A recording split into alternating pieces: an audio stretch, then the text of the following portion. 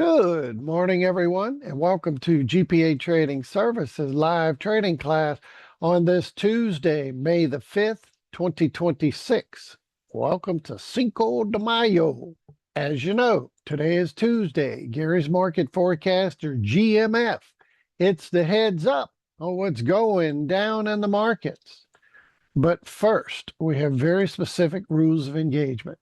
Those include the following. Do not trade with money you cannot afford to lose. Always trade with protective stops. Make certain the 4-hour, the 1-hour, the 30, and the 15-minute time frames align prior to trading with MPA PE5 version 5.0 software. Also adhere to very strict money management rules, which includes never risking more than 2% of your entire account balance on any one given trade. For options friends, never risk more than 5% of your entire account balance on any one given options trade. And finally, all information provided by GPA Trading Services is for your educational purposes. So please give us a moment as we open up the charts.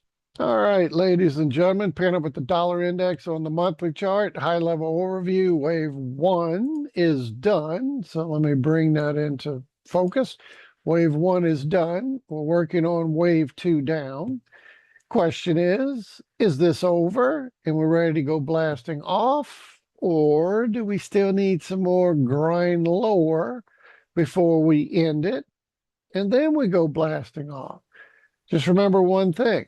Once wave 2 is over, whether it's at this previous low here around that 95 and change, or we go lower towards 80 or anywhere in between, the goal here is for wave 2 to end and the dollar to go ripping higher over the next several years with a target in the stratosphere of about 130 to 140. So let's jump into the charting platform and show you what we're looking at. Well, we've been talking about this for several weeks now. This latest swing point low is at 95 and change. Is this over and we're ready to go breaking out? Or do we still need yet another lower low before it's done? And for months and months and months, we've been talking about, was this the low? We said, well, based on price action, all these things doesn't look like it. We went lower low. Over here, was this the low? And based on that price action, it was a beautiful 3-wave correction, set the tone for a lower low. We got another lower low. Did the same here. So we kept talking about this. Well, eventually it's going to end. We're going to go breaking out, but I don't think that's it. Months later. This is the low. Is this the one that's going to go breaking out? Because remember, we're definitely, in my humble opinion, going to go breaking out, make a move over a multi-year type of move that would push us toward that 130, 140 target. But based on that price action, didn't look finished. Got this low. And after all that chop and grind, we finally got a new low.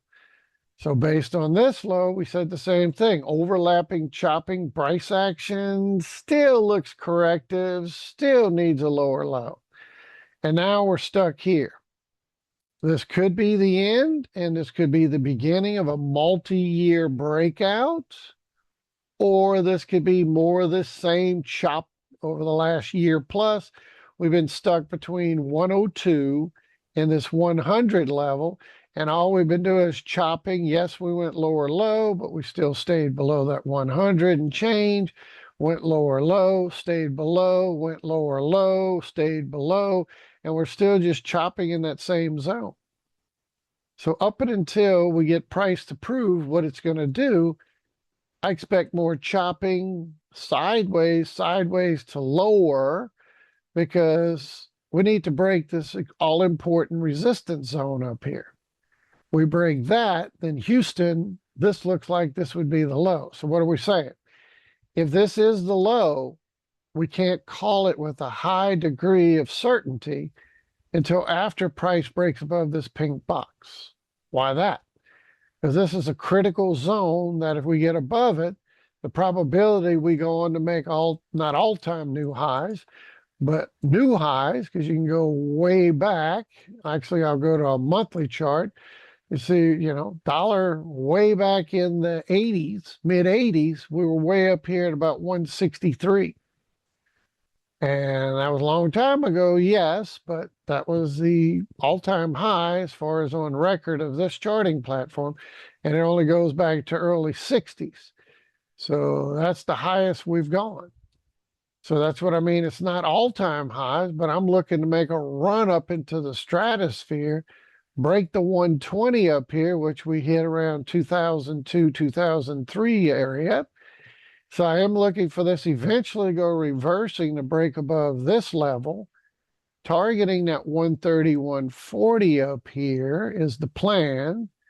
But the question is this recent low of 95 the end, or do we still need to go lower low? Well, 4+ years ago, when we topped out up here at this 115 area, which is right there, 114 and change, about 4 years ago in 2022, we made a bold statement that we were due for a big correction and it would take multiple years for this thing to correct, but we were definitely looking for some sort of higher low. Well, higher low than what? This low back here in early 2008 was back here around 70.7 area. And that was the plan, was to have this run up, get a correction, then reverse to go breaking out where? Our target way up here in that 130, 140. Well, I'm not convinced, as I said, for the last multiple weeks and months, that low, I don't think it's the low. We'll probably go lower. Went lower. Nope, still don't think it. Went lower. Still don't think it. Went low. Well, we have this tool we use is Fibonacci's. Wow, what a novel concept. But the critical levels to watch are the 0.618 and the 0.786. That's the zone I was originally looking for this reversal here 4 years ago, for us to get a deeper type of retracement before we then would go breaking out. That's what that wave 1 done, wave 2 correction, and then we go blasting off.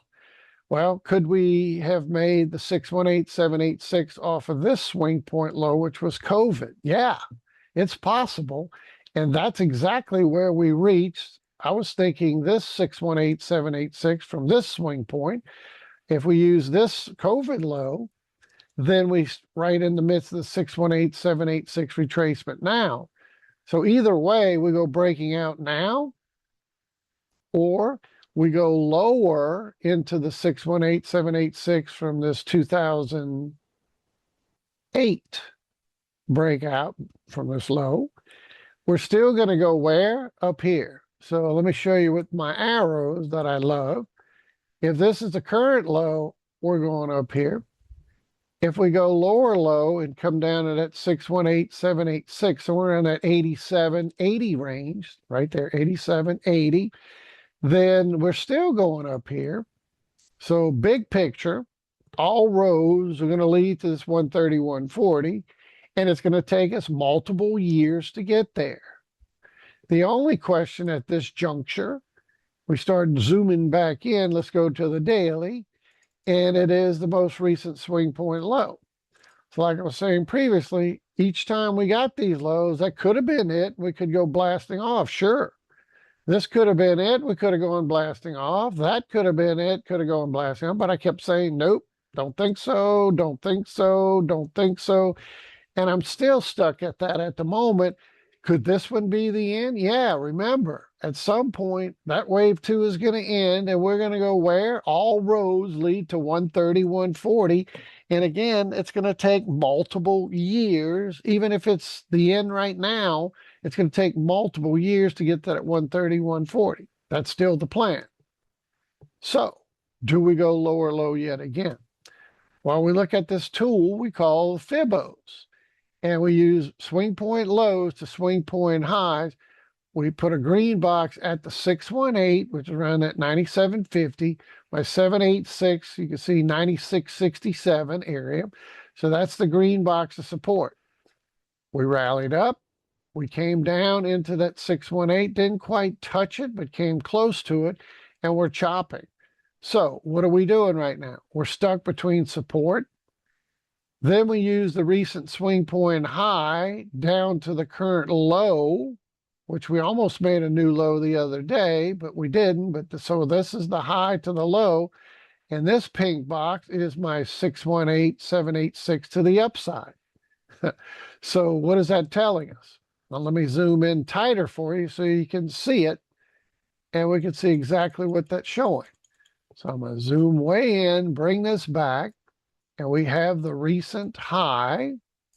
That was the low over here. There's the high. So you take that high down to the current low, and look where my 618786 zone is. It is right there, 98 up to 99, and we went right in that box. See it? Got the high, got the low. We went right into the zone, and we stopped. Kind of where we were hitting before. We kind of tested over here, went lower low, tested, rejected till we went a little higher, came back, found support, back to resistance up here. Then we broke down, retested. So basically, what am I telling you with the dollar index? Expect chop, my friends. Chop, chop, chop. Yes, 100%. We're going to 130, 140 in a few years. But the question is this the bottom way over here? Was that it? Or do we go lower low? Now, I still don't think this is the low, like I said the last several times, because price action, this could potentially be the initial move up, retracement, and then we're ready to go blasting off. But price is not showing the desire to break out because it's holding resistance, my 618786. Again, you can see those numbers right there. That high, this low. You got the 618, you got the 786. So let me just clean it up for you. I'm going to remove all this just for a second. You're kind of like, all I see is lines. Well, that's the whole point. We put it on the charting platform, and we just use it to our best advantage. So the original low up to the high, see there's the 618, 786. So that's support. Our recent high down to this current low. So you run your extension tool right there, Fibbo retracement. You go from the high, you go to the low, and you can see the 618, 786 zone is right here, part of this pink box. Why did I move this lower? Because we have this magical indicator called the magic Fibbo line. And the magic Fibbo line is magically delicious, right?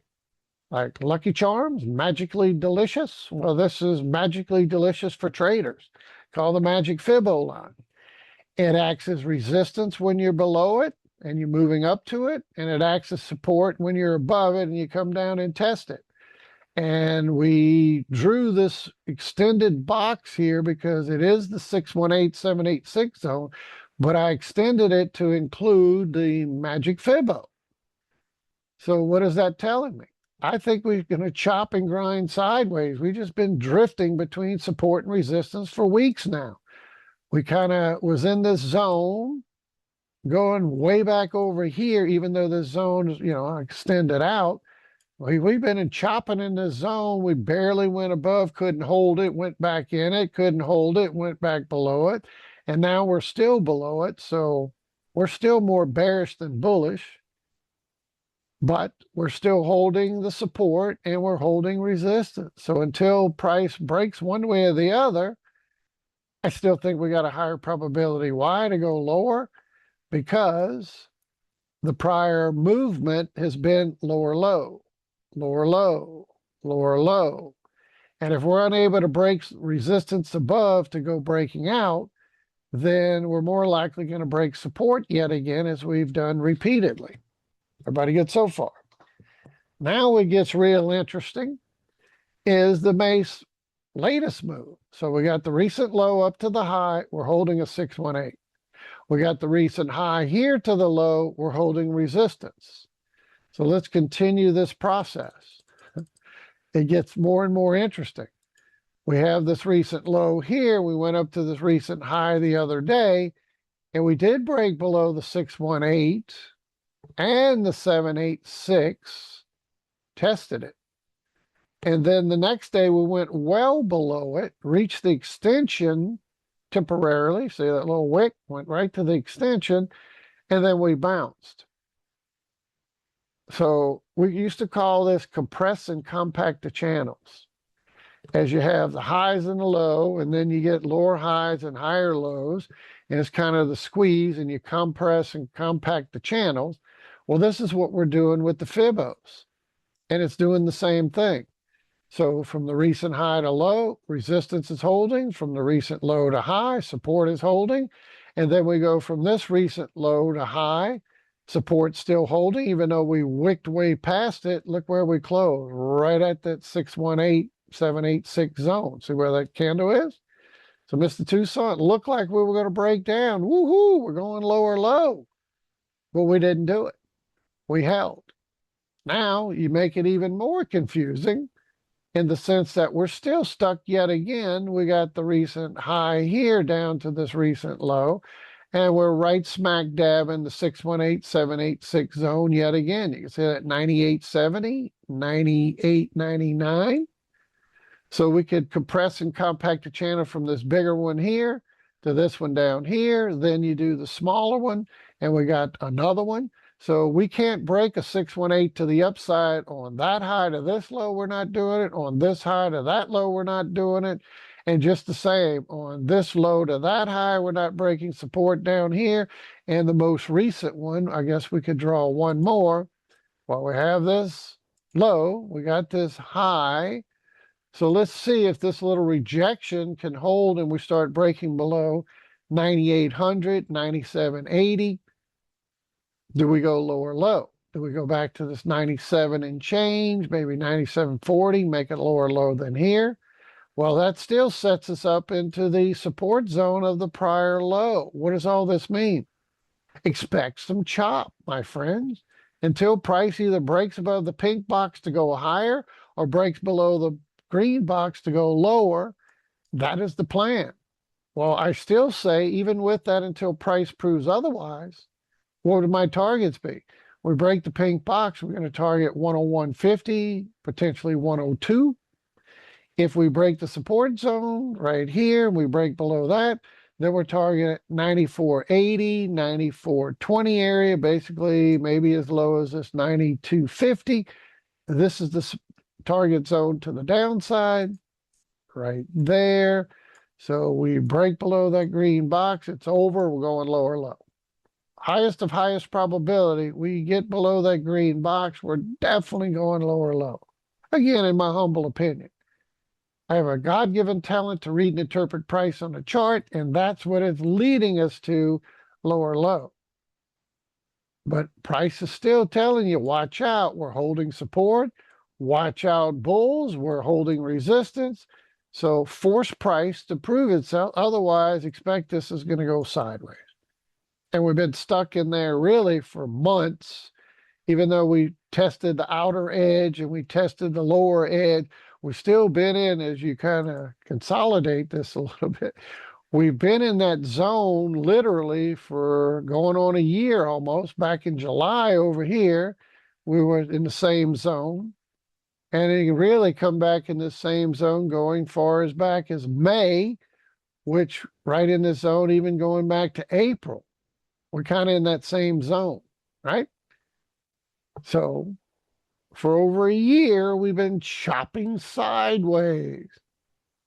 Well, this doesn't look like a bottom reversal off of this big move for you to come down, this big move from 110 up here down and just chop sideways.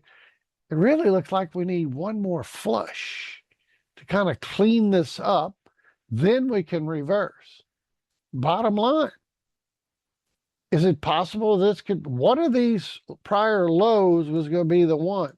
I just keep thinking it's not ready, it's not ready. It really would look cleaner if we can get one more flush to set the tone. We're going on our journey toward 131.40.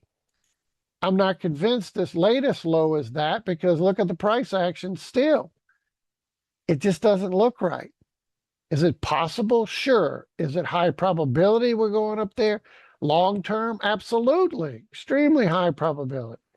So this is why I always go back to this chart in our MetaTrader. Wave 2 is going to end somewhere between here and here. Somewhere in that zone, my friends, we are going to reverse in a multi-year climb and head up to 130, 140. Extremely high probability outcome. The question right now is this the low? And again, look at that drop. Is this the initial drop, chop, little consolidation, reversal? Well, look at all this for over a year. We've just been chopping lower. And last time we kind of dropped and chopped for a while, we got a little bit of a pop. And even back then, what did I tell you? The likelihood that's going breaking out that 130, 140 right here, extremely low, low, low. We got to go further. And this price action does not leave me with the bullish of bull mode mentality that we're definitely going breaking out. Now, what can I tell you with high degree of certainty? We're going to 130, 140. Is this the low? Not very high probability at this point. When do we start to get higher? We break that 105, 107, kind of 109 on this chart. But if you bring this down, my target's kind of that 105 to 108, kind of in this zone, prior support resistance zone. So we get above that, it's over. We're en route to that 130, 140 up here. Everybody good? The likelihood we go up here, all roads lead to we're going up that 130, 140. Absolutely. But I still think we got to go lower low first. So even if we just chop sideways and eventually break out, we're going up here. We break lower low, we're going up here. We continue even months longer going to next year, and we continue to make deeper retracements toward this here. We're still going up there. So big picture, all roads lead up here. Short term, I'm not convinced that is the low. And right now, we're stuck between support and resistance. So how do we slice and dice Ron Popeil style to give you some high probability outcomes? That's where we go to charting platform to make it a little bit easier to see. And then we go zooming back in and we show you support, we show you resistance, and hey, we break the support zone. We're going lower low, so we're targeting down here. We take the green out here, we're definitely going down here. We take this pink box out, we're definitely going up to that 101, 102. Now, what I like about the 102, that is the short squeeze. The biggest trade from last year was the short the dollar, everything but the dollar, short the dollar. It's going to zero. It's going down. So there's a lot of money still in route of pushing the dollar lower. So set an alert. We close above 102, go long. Absolutely go long. We hit the short squeeze at 102. It's going to pop us to make a run toward that 105, 108 zone. Got it? That's the big go out on a monthly. Why am I doing this? This thing is important. Look at the way price action reacts, go all the way back in its history in that zone. It just reacts to that zone. We get above it, we're going higher, and the technical picture says we're going way higher, up, retest the 120 en route to that 130, 140. But we got to get above this pink box. So up and until we're above this big box, we can't call this new swing point low over here with a high degree of affinity. This one we called a long time ago for this next move up in correction for a continuation. This one is still questionable. I'm definitely looking for a higher low over here. The lowest I think will go is somewhere between that 87 and 80. That would be the absolute lowest. So all I can do is tell you, what if William Bruce and others, we get this push down to 87, 80 zone? I'm going to salivate to buy the dollar to go long because it's going to be a huge journey to go from the 80s up to the 120, break that high, and continue the journey toward 130, 140. So what's a way to play DXY? You can't type in DXY into your charting platform and say, well, how do I trade this? I don't see any type of trade. There is a dollar index ETF, the bullish ETF, Invesco index bullish ETF that you can trade. And once we get that, we're talking a pretty big run on the dollar for us to get up to that 130, 140 target. And right now, although I'm not convinced this is the new low over here, kind of looks like the dollar index, right? Just kind of chopping sideways. So I'll bring more into this picture, but it's just kind of the same. Got the run up, the pull down. Been getting a lower low, lower low, lower low. So we're kind of stuck in the same zone as you see the dollar index. Let me put it right there. There's UUP. And then the dollar index looks almost identical. I know it's zoomed in a lot more here, but you got the run up, you got the pullback and the chop. You do the UUP, looks identical. So what is this probability? When I call bottom, and I know I'm going to go on a multi-year journey toward that 130, 140, might not be a bad idea to buy some UUP, buy shares, so you don't have to worry about how long it's going to take. Or right now, you can buy UUP call options out to January 2028 leaps for less than $1, somewhere in that 90 cents to $1.15 is the range right now. I'd like to see this dip and we start pushing this well below $1.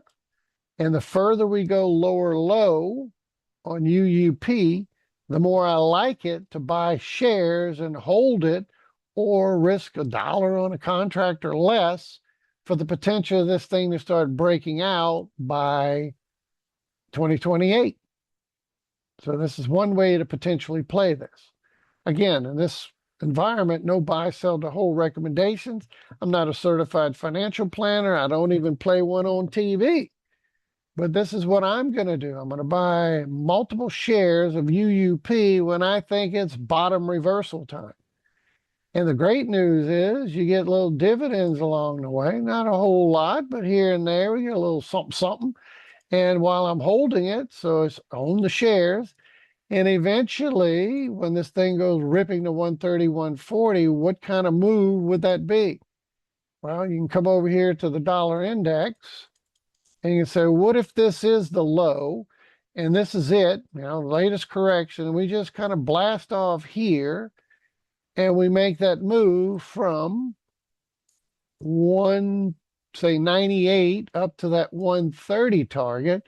You use this little tool here and you come over here into the 98 zone. Let's just say that's about the new low, 96, 98 where we are. I'm right in that zone. And if we run up to 130, that is about a 31%, 33, about 33%. So being leveraged, that would be a 66%. So you go back to UUP and you take a look at UUP and you say, what does a 66% from this area look like? And you come back in this zone. And you start pushing, and you come down, you start pushing, and you come down, you keep pushing, and you get to that 66%. And that would put us about this area. So about 46 bucks, somewhere in that zone. So how many in the money dollars are we going to go up? Well, if we're buying at say 28's in the money, 27, and we go 28, 29, 30, 31, 32, 33, 34, 35, 36. You could be up several dollars in the money, and if it's getting less than $1 per contract, what is it going to look like when it's $4 into the money or more? Now, again, I'm expecting this to take time. That's why I need time. And if you're not worried about the time and then the expiration and time decay, then just buy some shares and hold them for a while, because the probability this thing is going to shoot to the 40s or higher is extremely high probability. The question is, do we go lower first? So I'm placing some junk bids down here. I call junk bids. And I'm looking to buy some UUP. The lower it goes, I'm going to buy some. Goes lower, I'm going to buy some more. Goes lower, I'm going to buy some more. And the lower it goes, the more I'm going to like it, because then when it starts reversing and the dollar rips up to that 130, 140, you got a great opportunity. Now, remember this conversation with Amazon? I know we're kind of jumping script here, but with Amazon, what did we talk about Amazon during that latest pullback? We reached our support zone. We talked about it. Maybe you want to buy some AMZU, the leverage product of Amazon. And we go back during the last run, retracement, set up the next move toward these targets. Look at where we are. We're pushing toward that 290 next is the next target up. And look at our AMZU when we talked about that. We were buying it in the $20 range. Got a rally up, took some profits. We more than doubled there. Then this latest pullback over here, we talked about buying it in the 20s again. And now we're in the 40s yet again with the extension up toward 50. You can see up there, right around that 50 to 53. So if you took these, not a bad time to lock in some profits. Yes, I think there's a little bit more upside on these. But the same thing we're talking about UUP, we talked about with a lot of these and Amazon making its run. I think Meta, METU, still got a long way to go. But we did kind of the same thing over here in the 20s. It popped to the 40, took some profit. Now we got it in the 20s again. I'm looking for this thing to go much higher, potentially in the 50s, etc. Where's Meta headed in the long run? Meta's headed to that 1200, 1300. I kind of said 1100 to 1300, kind of fine tune about 1200. And I do think we're going to take that journey up here. It's going to take a few years. I don't think it's going to happen by the end of this year, because I'm looking for a fall correction, then to push in the next year. But this might take a year or two. Maybe we go into 2027, maybe we go into 2028. But I own shares of METU. And again, when you do the own shares of METU, which is the leverage product, you get dividends along the way. So while we're waiting, we make a little something, something. We got 20 cents there, 19, 10. You know, as long as we hold, it's not a ton of money, no. But it's just a little something extra. We call a little Louisiana lagniappe while you own the shares. Because I do think these things are going to go breaking out into the 40s, likely start pushing in the 50s and higher based on what we just showed you a moment ago. But Meta's the same way. We did with the other.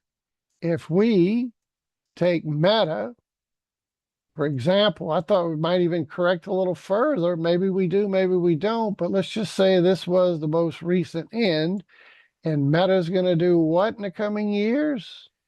We're going to make a run toward that 1200, 11, 13. So let's just go right dead center about 1200. That's 129%. What is METU going to do? Somewhere you double that. So you're talking about 260%.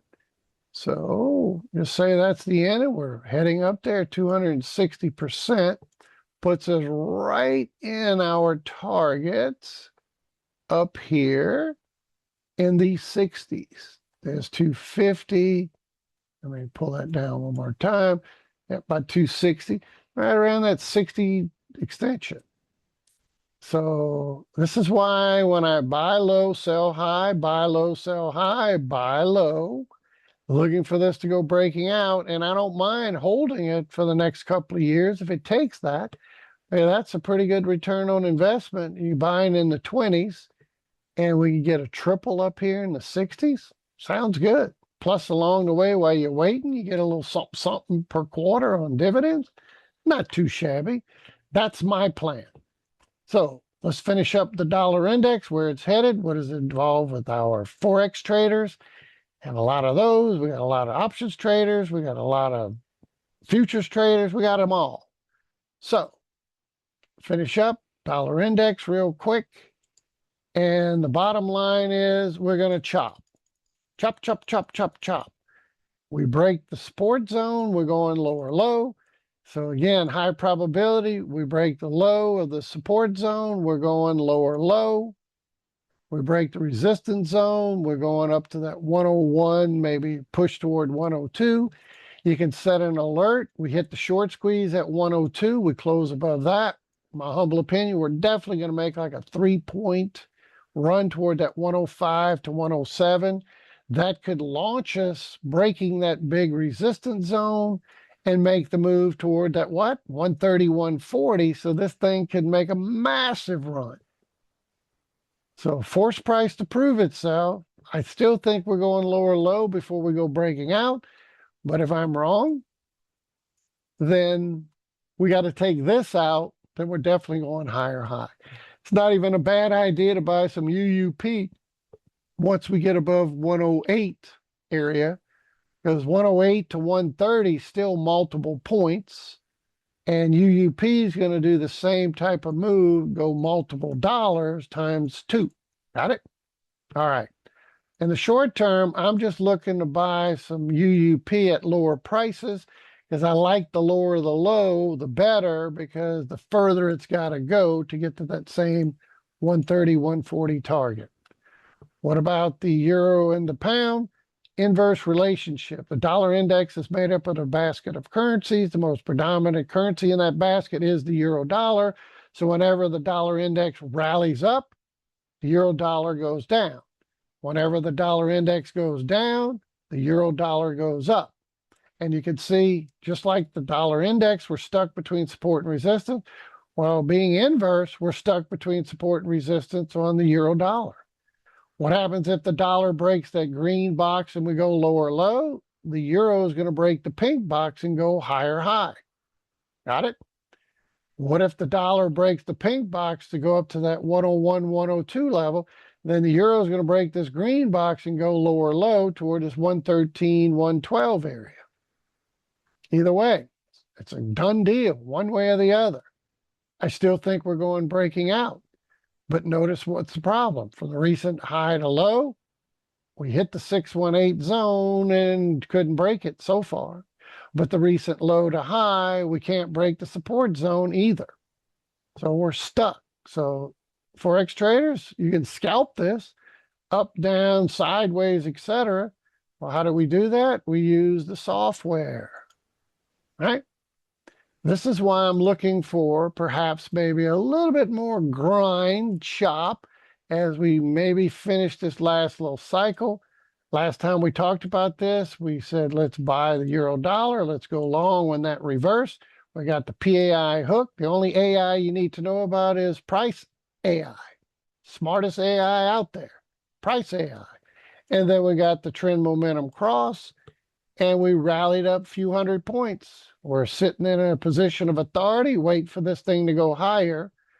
And we're even just consolidating. While we're waiting, we're getting another cycle. So as soon as this baby turns and hooks, I'm going to buy that PAI hook from oversold territory like we did there. Amen? And I'm looking for this to go breaking the high, making new highs. And what are your targets? Right there, 121, 122.50. Got it? We close above this pink box, we're going up here. We close below this green box, we're going down here. Pretty simple. So I could set my targets with this on-screen programming.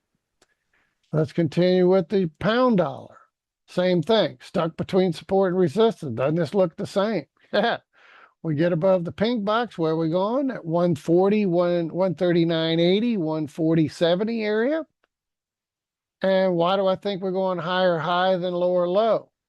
Well, because our magic Fibbo and our rules come out on the higher time frame.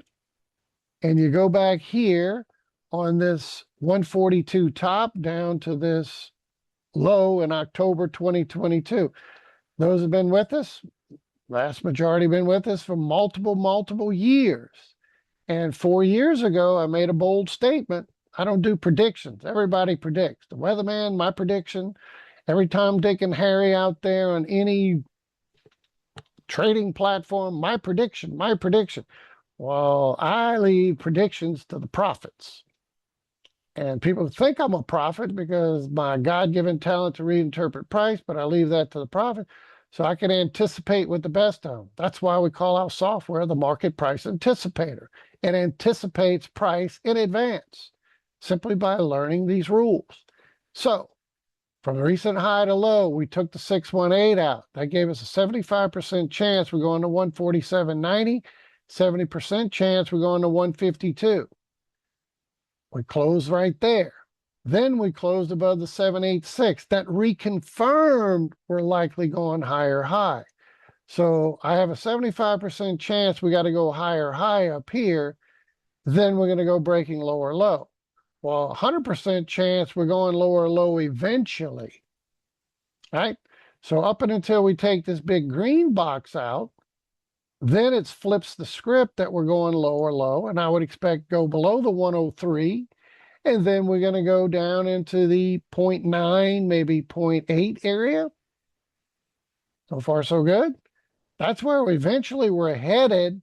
When the dollar goes ripping to 130, 140, the pound's going to come back to this 103 and make lower lows. All right? That's a given. It could take years from now. I don't expect the thing to go plummeting down here.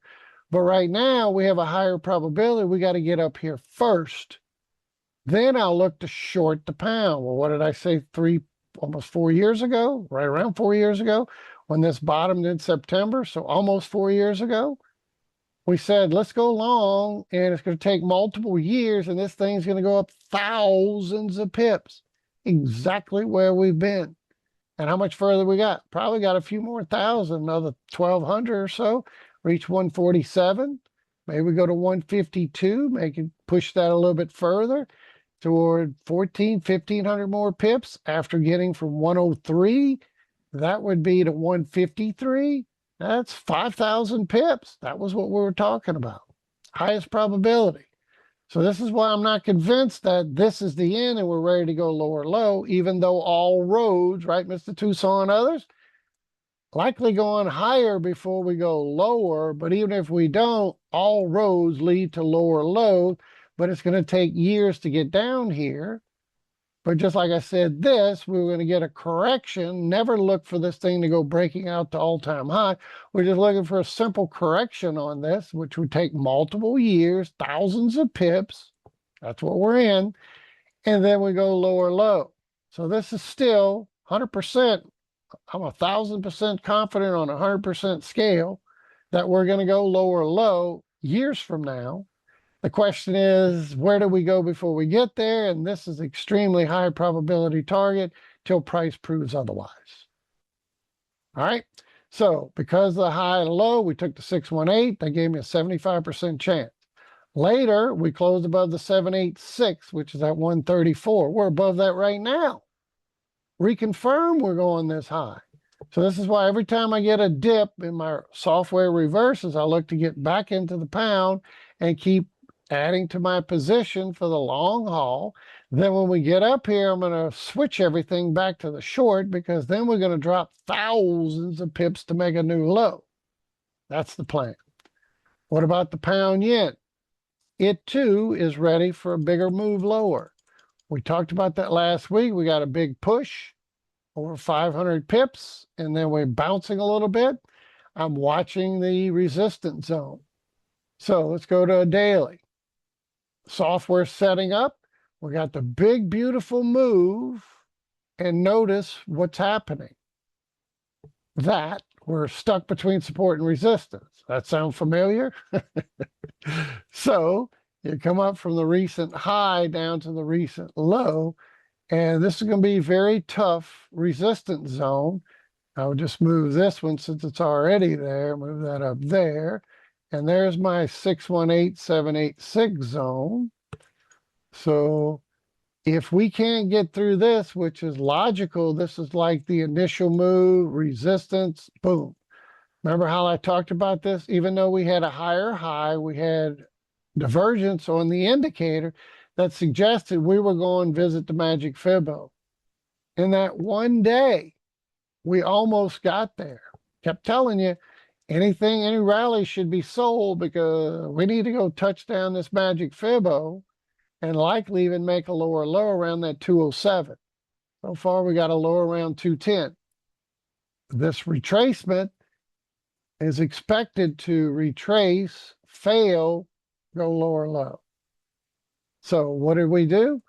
We set the software to jump in on this, and we did the euro yen and the pound yen, and our euro yen hit my 500 pip target. Let me get to the end here. I think I have it on the very end where we set it up. Yep, we hit the 500 pips. Boom, took profits. We're in a position of authority. Now this thing will run. It'll pip us out. It's on-screen program. See what this is? We're in profit, so we can't lose anything automatically when we hit take profit one. Moves the stop loss. On Mr. Tucson, it's on-screen program. I can move this deeper into profit. Now we're guaranteeing another 120 from the 305. That's roughly another almost 200 more pips we guarantee it. So it's on-screen program. What I love about this, you can't put this way up above where you haven't, when it ticks a minute, you can't go to where you go from a winning trade to a losing trade. It won't let you do it. So notice when I change time frames and forced it, it goes back to position of authority. And the software is so smart, it won't let you do a stupid bonehead move when you make a little profit and it starts going against you and it says, well, my winning trade turned into a losing trade. This system won't allow it. How smart is that? And here was the divergence. We got a higher high in price, a lower high on the indicator. What is that telling me? We're going lower low. Continuation lower. Yep. Let me get this out of the way, start that over. Come over here, 1 second. I messed up my arrow. That's what I'm looking for right there. Come here. There we go. And this is telling me we're still going lower low. So any rally should be sold, and we're expecting this to go lower low, as this is telling me we're going to go lower low. Look at the daily. It's still pushing. Engage, disengage. It's not quite finished the cycle. So I expect this to go lower high, lower low. And we talked about this weeks ago when this thing took profits. I said, wait for the rally. We actually made a new high. I said, don't worry about it. It's still going lower low.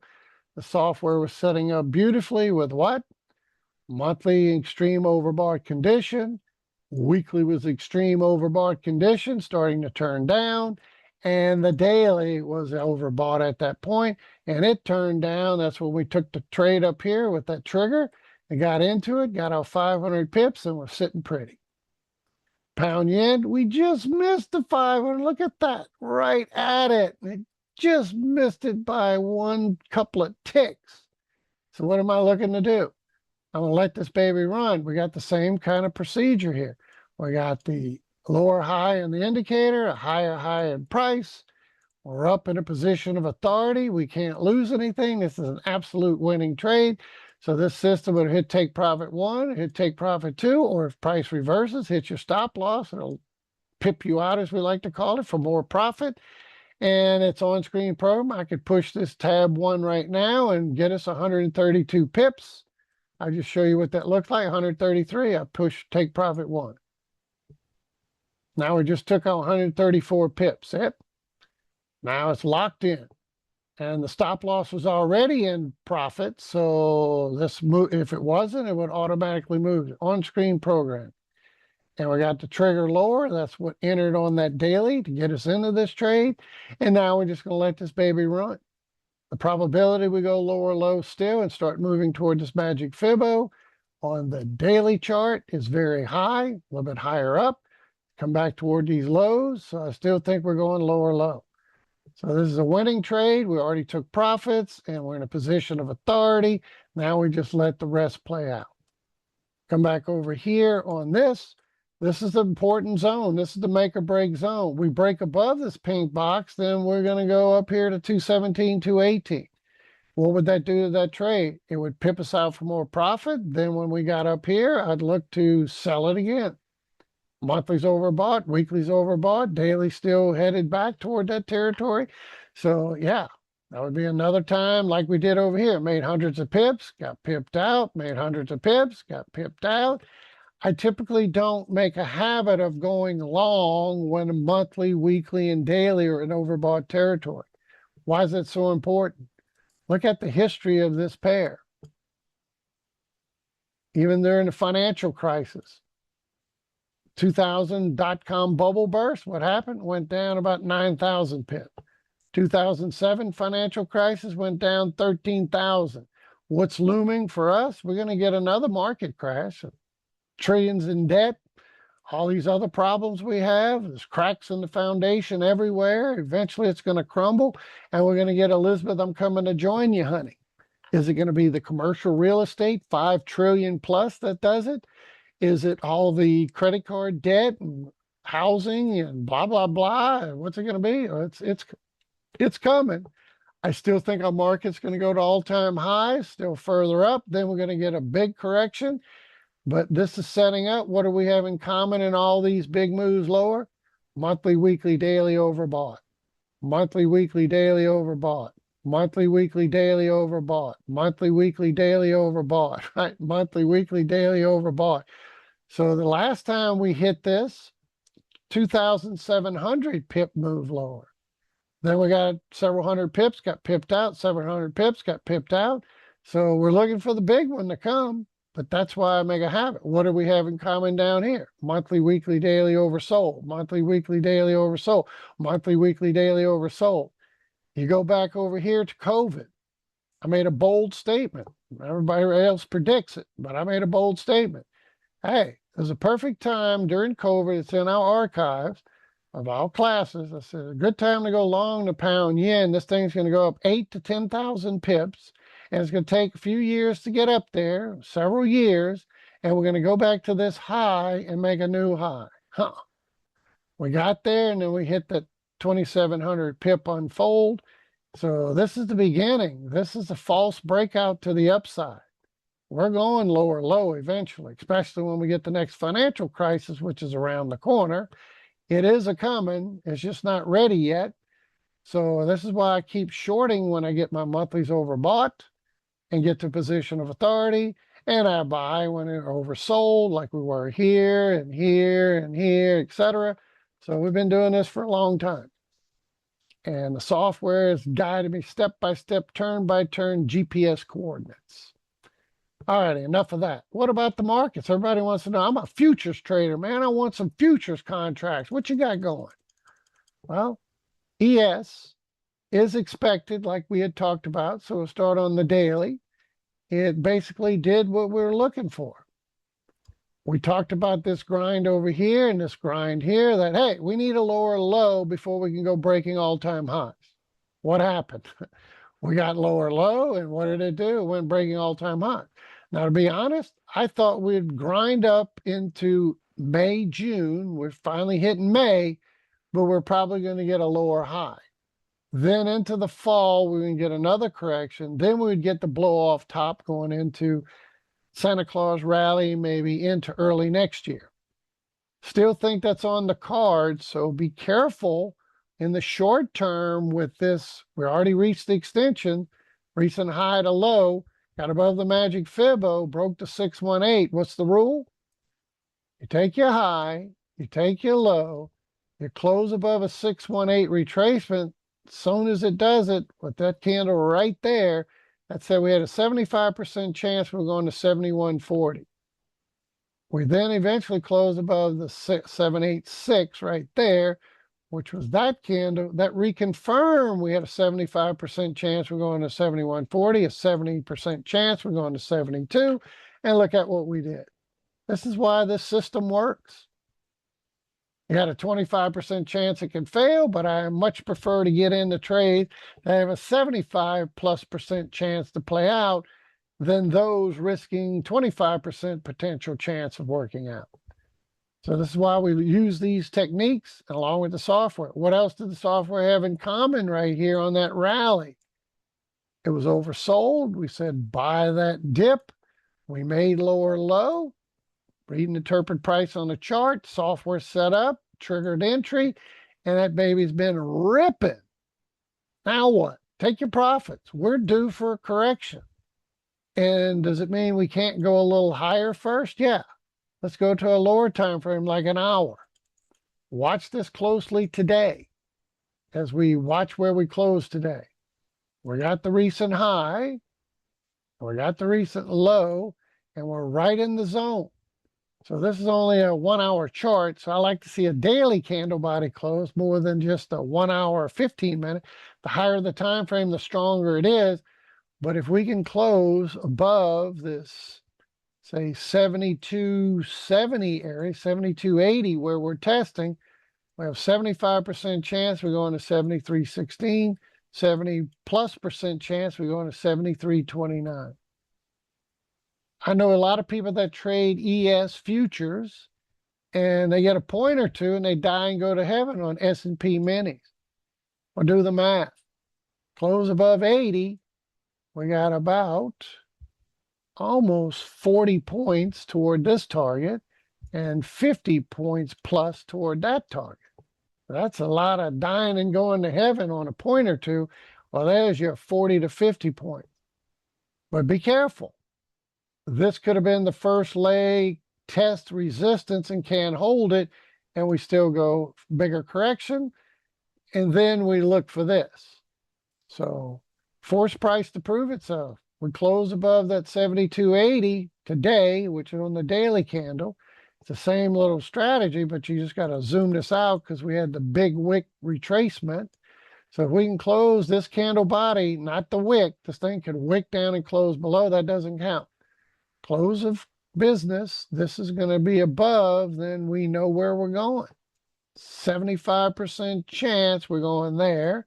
70+% chance we go there. And if we get real feisty, we might even zip up here to 73.65, add another 40 points. That'd be like 100 points, right? 72.70, 73.65, almost 100 points anyway. What would I do after it got up here? Look for a correction. We've been on a tear. Ever since that low, we got that low over here. We've been on a tear. We haven't had a decent pullback. It's a coming. So my original statement was we'd probably grind and grunt, laboring rise May, June. Then we'd go into summer doldrum, into the fall, September, October, and we would get a correction down. Then we would go blasting off. So look at a weekly chart. What I like about a weekly chart is from the Liberation Day low up to the high, we got a 618 retracement right around where my Fibo is. So I'm going to zoom in, let you see what that looks like. I'm going to take some of these other lines off. You go, I can't see anything. Well, that's why we use a charting platform you can use. You can use TradingView. You can do it in NinjaTrader, MetaTrader. Our software runs in, we're expanding out. I'm looking to go into the trade station. I'm looking to do a lot of things. But in the interim, MetaTrader, NinjaTrader, and I'm working with TradingView, and I have an appointment with TradeStation. So you use your 2-point tool. Off of the weekly low, that was Liberation Day low, up to the high, and we're looking for a retracement. So you said, well, yeah, that was the high. We're breaking out. What if we go a little bit more? Then we just still run it. But you can see where my 618 is. Low, high, 618. We call this a combination, where you get a 618 retracement, plus it runs into the magic Fibo. If we go bouncing, it's going to push us into the upper 8,000s to even 9,000. The potential, that is. So how do we know this target exists? Use a 3-point tool. We got the high, the low here. We got the high. We get that Fibonacci retracement we're talking about. See it? And where's my extensions up here? Mid-8s, and could get real feisty toward 9,000. So Is this a viable target?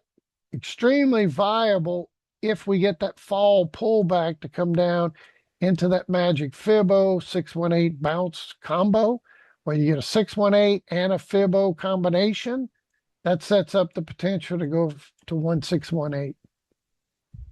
So this 1448, 1272 would put us in the mid 8,000s. I don't think we have enough strength just to keep grinding and grinding and grinding up here. My original conservative target was this. When we talked about that little retracement over here, we need a lower low to set it up. That was my conservative target. Well, I really thought we'd get a lower high, lower low, then get there. And if we'd get the bigger retracement toward the weekly Fibbo, we'd even get the extension up here. So I still think we're going to go higher high. Well, Gary, we're at higher high right now. We go a few more ticks, we'll be at a new higher high. We did it the last few days, right? Higher high, all-time high this week's. And you go back to the dailies, we're kind of chopping sideways, but we've still been poking above. So that's a brilliant statement. Well, I said it way back here after the correction. And you look at where we're going, conservative target, aggressive target.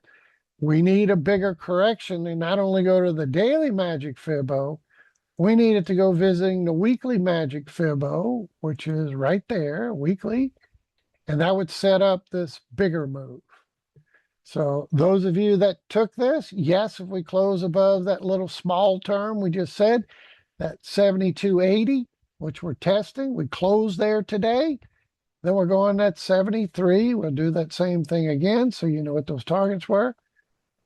I'll give them back to you. So we have what? 2.2, recent high, recent low.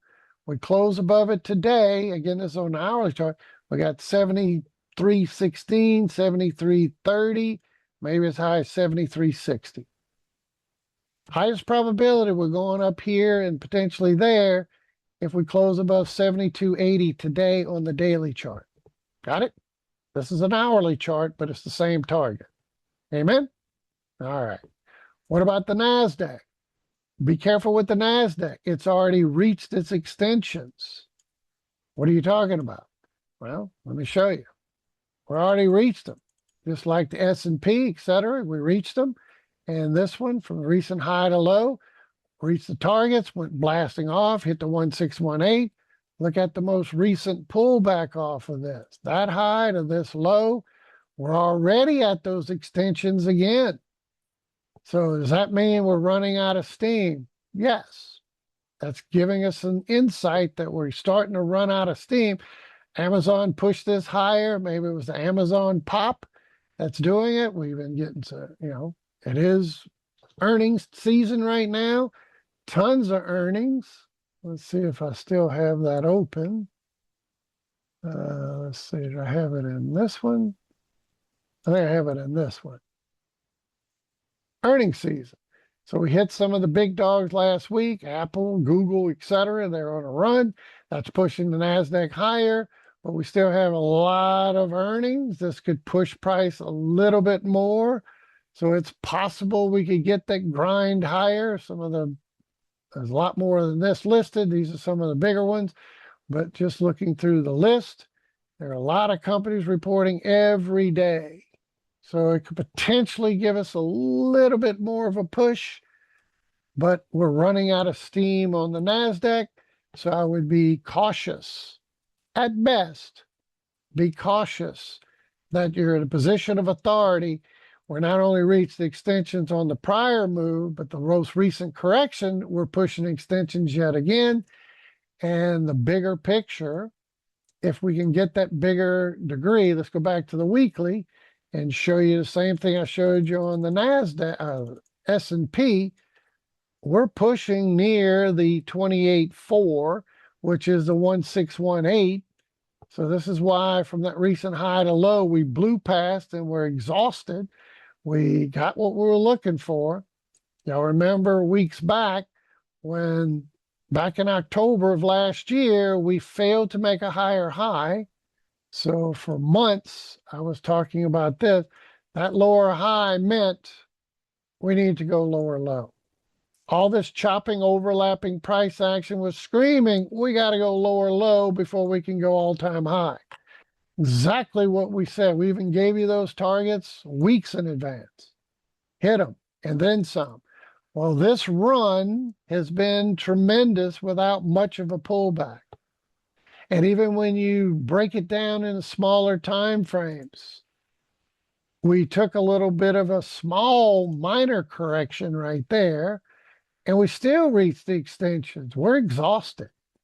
So definitely be in a position of authority on this. Yes, it can grind a little bit more. The markets can go insane longer than most traders obviously stay solvent, but this thing is due for a correction.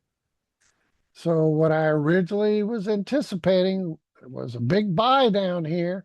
We were going to go ripping over the next few months into May, June. Well, this thing ripped into April, and here we are at the beginning of May, and we're exhausted. So I'm still thinking we're going to get the fall pullback. So be careful. Fall pullback, right? How much do we go? I would like to see us not only do a 618 magic fibble on a daily, I'd really like to see us do the weekly. Why the weekly? Same reason. From that Liberation Day low over here up to the high, that would be a 618 type of retracement. And that would set up what? Low, high, higher low. That could potentially get us into 36,000. Conservative, this is the aggressive target up here, conservative target there, and looky, we're already in the conservative target. That's another reason why we get the fall pullback. And if we can get down here to this magic fibbo, which would be the combo, right? Low up to the high, 618 type of retracement. So let me show you what it looks like off the current one. So this would go way up here, and it's still right at 618, doesn't change it, right? See it? Low, high, higher low, and it still leaves us in the stratospheric type of move up there. Amen? So if we can get this move down into the fall, it's going to be salivate country going into the first, year end, going into next year. And it would put us in the 30,000s and could even produce us into the mid 30s and upper 30s potentially. How cool is that? But I don't think we can get up to the mid 30,000s or upper 30 without a pullback toward that magic fibbo. And I'd love to see a 618 type of retracement and a combo of the magic fibbo to give us this much bigger target, stratospheric type of move. Amen? All righty. There you have it. What about the Russell? Talked about the Russell is en route to this target up here. We're probably going to get to this target, and then we're going to have the fall pullback, and then we're going to even go potentially stratospheric on that one. Amen?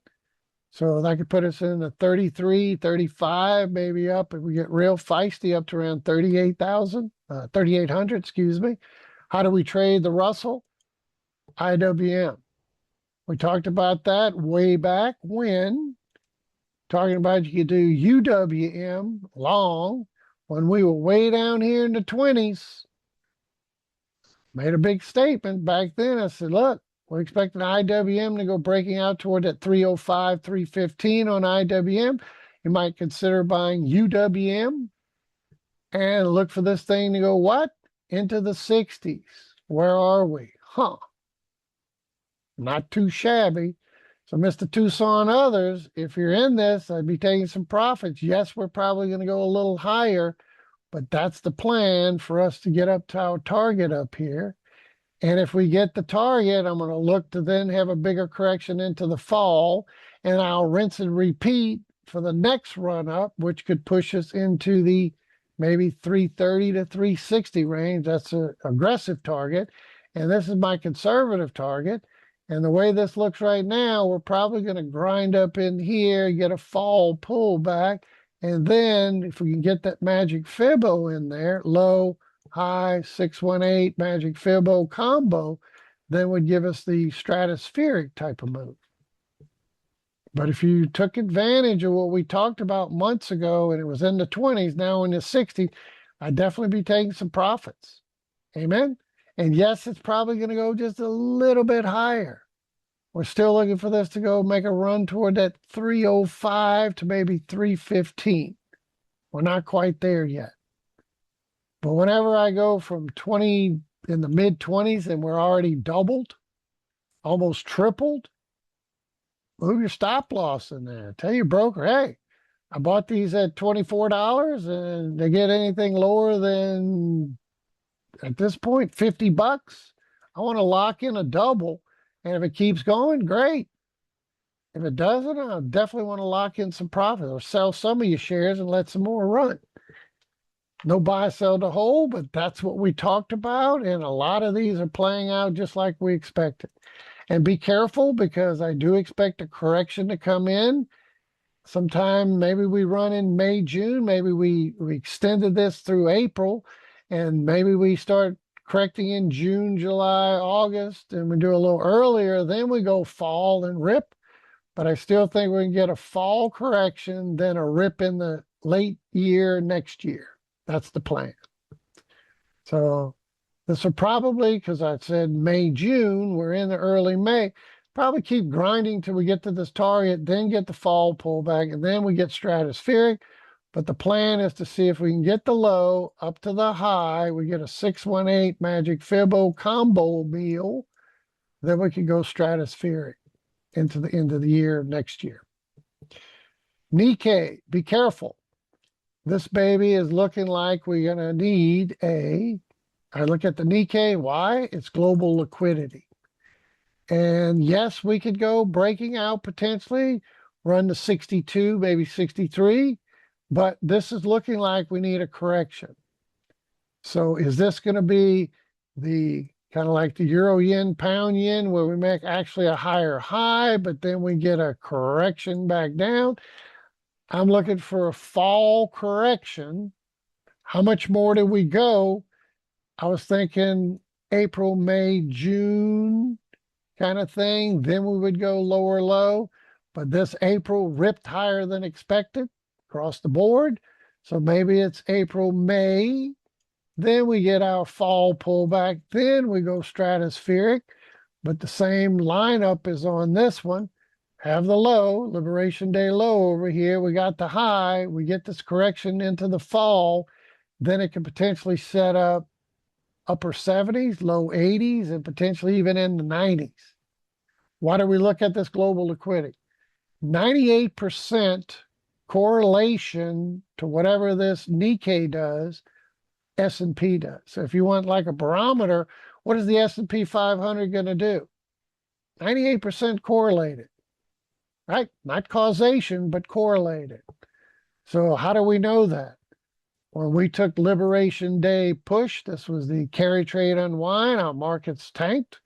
Then we went into a lower high and we talked about needing a lower low. That was Liberation Day. And then it went ripping just like everybody else.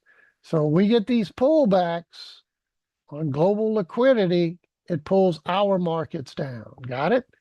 So if we get the fall pullback, this is a given. What if this thing just starts pulling back? Is ES, NASDAQ, and our markets continue to go higher when this baby gets a pullback? No. It's going to pull our markets back down with it. Everybody good? So I'm looking for the fall correction. And on that latest move, this looks like we need another correction before we go blasting off into the future, into the stratospheric move. But that's still the plan.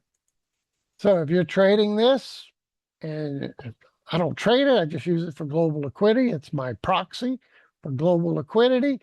But that says we're probably going to go running into the upper 70s, even 90,000 before we're done.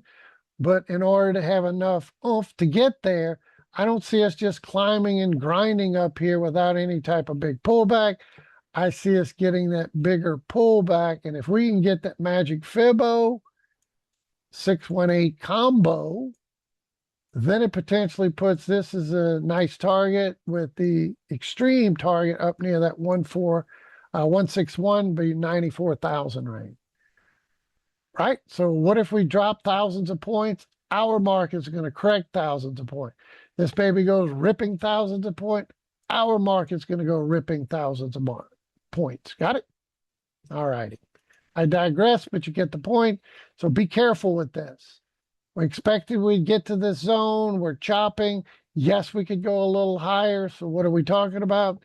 You kind of go to a daily and you say, okay, we're still stuck in the high to the low, 618,786 zone. We tried to close above. We failed. Today, are we going to do it? Maybe. What if we do?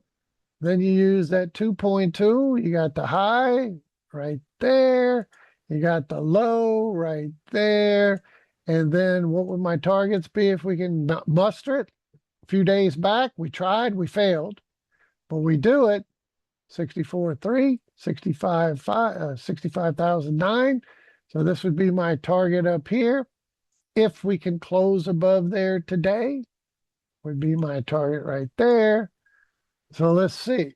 So is this possible? We can rally up here, get that higher low, a higher high, and then still come back down and get the big retracement into the fall? You betcha. Amen? But this does not look like a 3-wave correction. That looks 5-wave. So this looks like, in my humble opinion, the A. This grind higher is the B, even if we get a higher high, call that an expanded flat. And we'd still come back down into the area of A, if not lower low, for the C.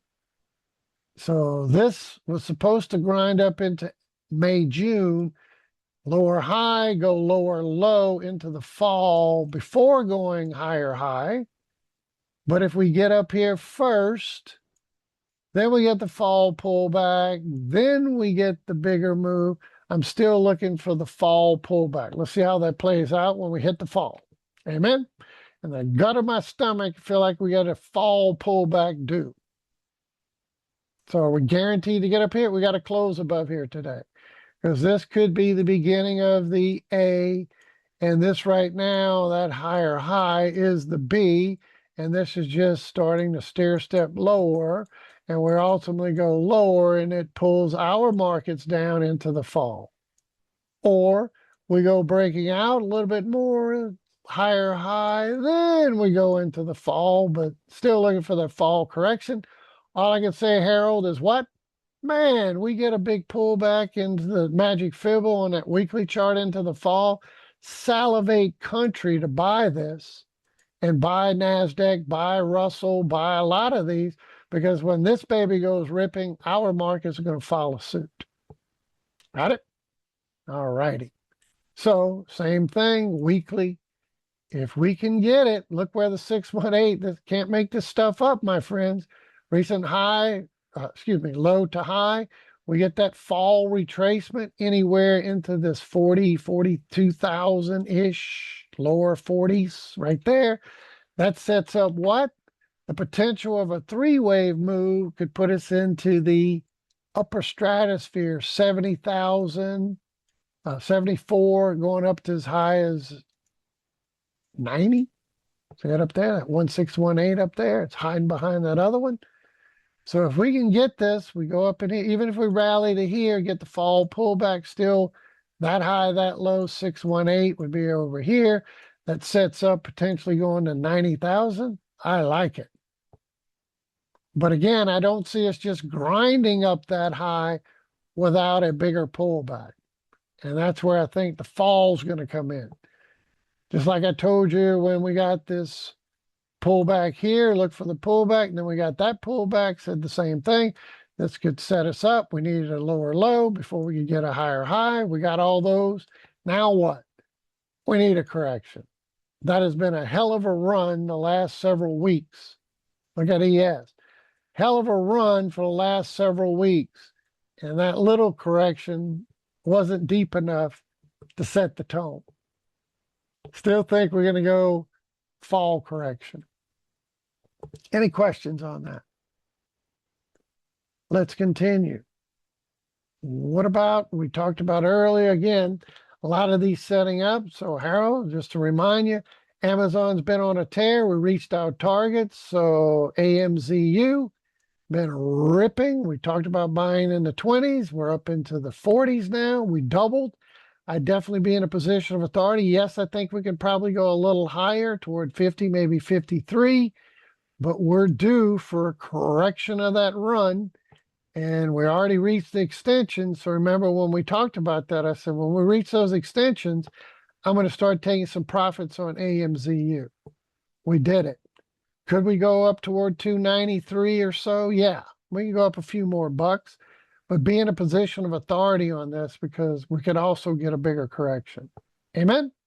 Same thing with Hood U. I'm looking for this to go ripping higher into the weeks and months to come. Bought low, sold high on that pop. Buying a little nibble here. Looking for this to go higher. So where do we go? Hood. Hood setting up, perfect bounce. We're holding so far. We start to get above the 618. So from recent high to low, right there, we start getting above 122. Then we start targeting 166, 177, potentially going up here to 260 area. I think that's where we're headed as we go through this year, maybe in the next year. I still think we got a lot more upside. And this is setting up for that beautiful 618, 786 type of bounce. And look what we hit, the weekly magic Fibbo. And then you take this one, and I'm watching this closely because from this recent low to high, we're holding that same zone yet again. So what if we can get above the magic Fibbo? Then we start targeting the upper quadrant, right? You start short-term targets. Recent high to low, we get above that magic Fibbo, we start targeting 100, 108, 120, 132, which is up in that 618. So when I even brought this to your attention, we had that move down. We said, I took some profits on that first bounce. And now if this holds yet again, that would set up going up toward that basically 96, 100, 108 zone.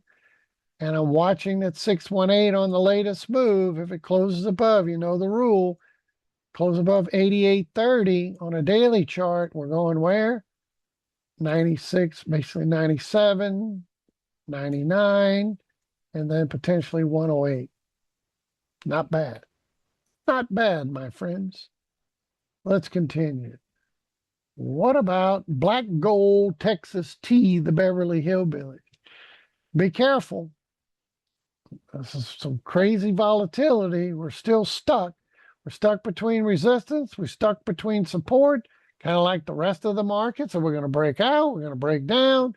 Well, this is wild, my friends. Back in March 9th and 10th, March 9th, March 10th, we've been stuck in that zone.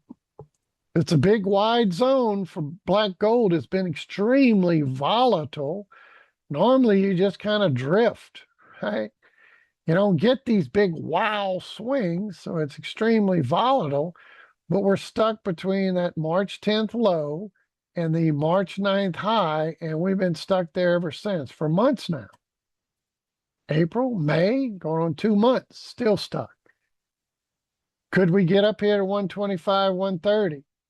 We talked about trying to get above, and we still got a chance we could go zipping to 125, 130. So be careful. This is still holding. But if we hold the support zone, we're likely going lower low, which would be lower than this low, making a new low there. Right? So we're seed squeezing as we're getting higher lows, we're getting lower highs. So we got a force price to prove itself. I want to see it close above this lower trending line right there and close above that, which would put us above the magic Fibbo right there. I mean, magic Fibbo. Let me turn that back on, but it's way down here. So we're holding that. I'm just talking about this recent price here. So you draw a trend line and we start closing above that. It sets the tone. We're going basically at 125, 130. If we start faltering, we can't hold this low support zone, then it says we're going lower low. Visit the magic Fibbo. And based on that move and all this chopping and overlapping, it really would look better if we could get a swing low. So be extremely careful. I don't expect oil prices just to keep going to the moon, Alice, and never stop. We may get one more type of crazy pop, then it's going to be a massive drop. So in the cards, we need this to come down. Drill, baby, drill can only handle so much when it's up high like that, because why? Cost of living, inflationary pressure. You can't survive above 100, and we can't live up here for very long.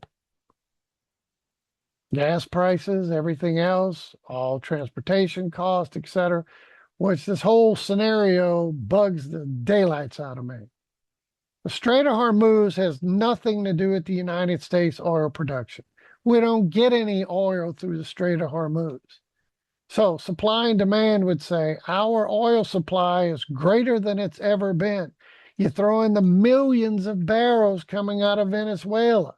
We have so much oil. Like we said, our U.S. production alone is 2 times that of Saudi Arabia plus Russia combined, pushing toward 3 times.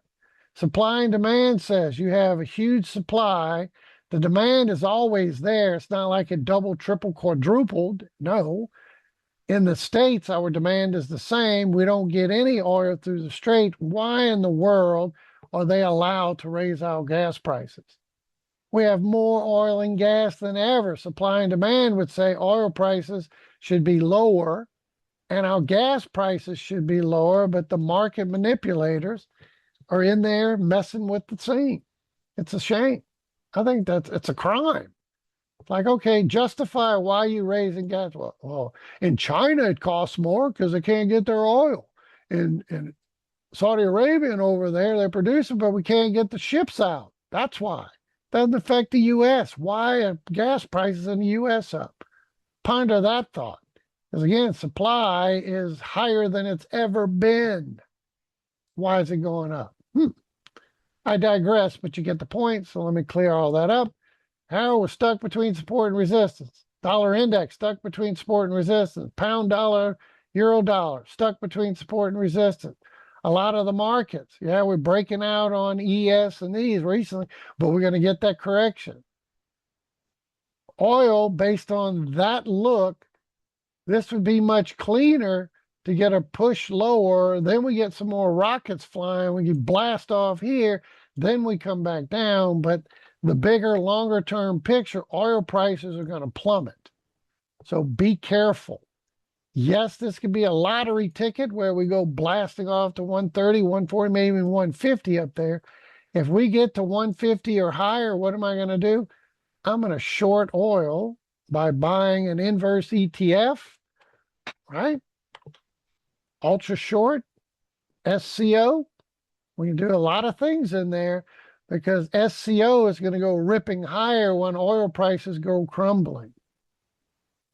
But in the short term, this picture does not look conducive to just keep ripping, but we're still stuck between support and resistance. So we break above this, we're going to 125, 130.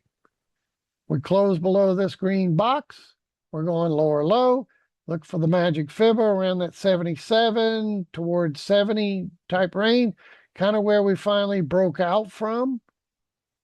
We'll probably come back to visit it. If we can do what? Hold this, close below that, sets the tone, we're going lower low, and I wouldn't be surprised to see us go back and retest where we broke out from. Amen? All righty. But because of volatility and, I got some AK-47s. They control the Strait of Hormuz. They don't have a military now in the shambles. Their Navy's been at the bottom of the Strait of Hormuz over there. They've been sunken ships. And now they got Boston whalers with AK-47s. We just took out about 6 or 8 of them. So they're going to cave sooner than later, but no later than later. They got the blockade going, so no ships are getting into Iran or out of Iran. So I don't think the military, the ones that are still left, are going to continue to work without gas and oil, although they're producing. They don't refine it, so their tanks are full. They can't deplete them, so you're going to have to shut down production. they're screwed. Yes, it's taken 2 months. So what? Some people say, well, I'd rather not have high gas prices. Well, would you rather have low gas prices and the threat of a nuclear waste hitting us? Those people are insane. I digress. But they're flying rockets, these nasty rockets that break up into multiple little explosives, and they're attacking their allies. And what are they going after? Hospitals, schools, resorts, hotels of their allies. So you telling me that mentality wouldn't be, well, if we had a nuclear bomb, we wouldn't use it? It's insane. Those people are insane. So I'm glad President Trump has done what he's done. No other president had the cojones to do it. Whether you agree with it or not, I'd much rather think the safety and security of the world is better off with them out without nuclear weapons. They would use it in a New York second. Amen? So I digress, but what's that got to do with this? As soon as this thing is over, it could be any second. One tweet, this thing could drop $30. One rocket, this thing could blast off to 125, 130. But this picture looks like even if we get a pop, the higher we pop, I'm shorting it back down. Or if we start holding and we start closing below this little green box, we're going lower low toward the magic Fibbo. So be aggressive when you're trading this and expect we're probably going lower low. This would look a lot better than this going blasting off. But I have a strategy. If we go blasting off, I'm selling it back down. And if we close below this little green box, we go in lower low. Amen? All righty. What about gold? There's gold in them there heels. This thing is still setting up for the same reason. We talked about the gold train. Remember, I was the biggest proponent of gold and silver. We're going. Go way back in history, in our archives. When gold hit 1900 over here, made a bold statement way back. Said, well, in 2011, when we started copying on some of our GPA trading service, started in 2010, and we started archiving in 2011, and we talked about, hey, gold's going to go down to $1,000 before it goes to 3,000. Set it way in advance. We need to go down to $1,000 before we go breaking out to 3,000. Well, this thing went insane, went up to 5,000 plus. Got it? So I said a bold statement when this gravy train was running. And I said, be careful. We're going to get a big correction. Well, is that the end and we're ready to go blasting off? Well, this price action doesn't look quite complete. So in the last several weeks, we talked about this recent high to low. We got a 618786 test that we failed. We broke down to a lower low. So was this the end? What's wrong with this picture right here? This could have been the three wave. And yes, gold made its correction after that run up, which is still kind of meek and mild. Really was looking for what? What did I talk about after that move down and this move up? Ladies and gentlemen, we need a lower low to clean this up, and we targeted 4,000 to 3,700. Right? So that prediction wasn't predict. I don't predict, right? Everybody predicts. It was the anticipated move. My call right there was to at least come down to 4,000 before reversing, likely more 39 to 37. And when we got that low, look at this price action. Up, down, up, overlap, up, overlap, up, down, overlap. So this is setting up what looks like a 1, 2, 3, 4. As long as we stay below that 5,000 up here, this correction right there. Let me do that again. I'm on the wrong scale there. So we had this initial move down was the A. This overlapping move, we went up, we pulled back, we went up, we pulled back, overlap, overlap. We went up, we pulled back, we overlap, overlap. So we said that looked like the B. And now we need a C wave down. 1, 2, 3. We need a 4, 5. So this doesn't look complete to me. Still need another push down at 39.37 is the ideal target. So as long as price remains below 5,000, which is what my A wave down, my wave one down low, we stay below 5,000, we still need lower low. So be careful. So this looks like the 1, 2, 3. So that's the 1, that's the 2, this is the 3, that was the 4, and this is the beginning of a subdividing wave 5 down. And this is what I'm anticipating here, that we initial move down, correction, another push, correction, last push, put it somewhere around that 39 to 3,700. Anything lower than 3,700 is a gift, right? That's a thank you gift. Anything lower into the low 3,000s is an absolute blessed buy. Right? I don't know if we're going to get that low. 39.37 is the ideal target. Are we going to get there? As long as we stay below 5,000, I don't think this is the end. I think we got to go lower low than the 4,000, which was right in the upper 4,000, but we need lower low. Amen?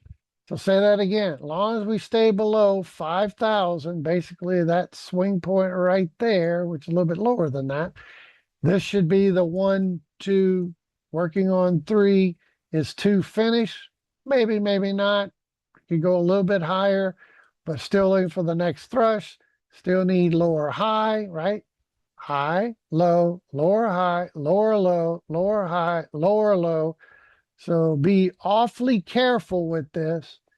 These rallies should be short-lived, and then we should reverse back down to a lower low than this, and then it should be in a 5 wave. 1, 2, 3, 4, 5.